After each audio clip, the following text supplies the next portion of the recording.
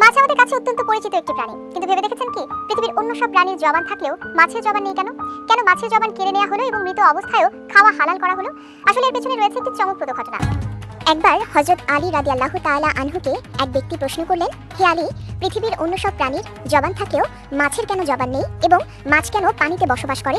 জবাবে হযরত আলী রাদিয়াল্লাহু তাআলা আনহু বলেন, মাছেরও জবান ছিল এবং তারা কথাও বলতে পারত, কিন্তু তারা নিজেদের উপর জুলুম করার কারণে মহান আল্লাহ তাদের জবান কেড়ে নিয়েছেন।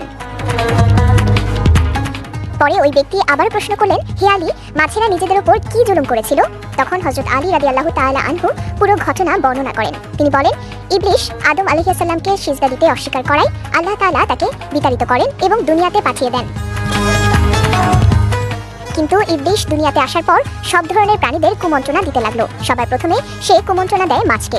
ইবলিস মাছকে বলে, সাবধান, মানুষ এসে পৃথিবীতে জুলুম অত্যাচার করে ঘুরে বেড়াবে, তোমাদের জীবিত অবস্থায় টুকরো টুকরো করে কেটে খাবে। সে সময় মাছেরা জল ও স্থলে চলাচল করতে পারত এবং কথা বলতে পারত।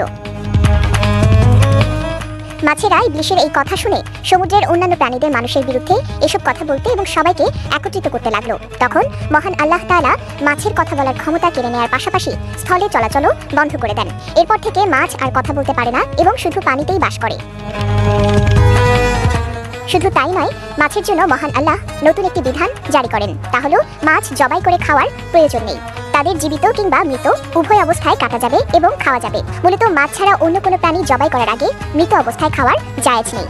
এজন্য অন্য সব হালাল প্রাণীকে আল্লাহর নাম নিয়ে জবাই করার বিধান থাকলেও মাছের ক্ষেত্রে তা প্রযোজ্য নয়।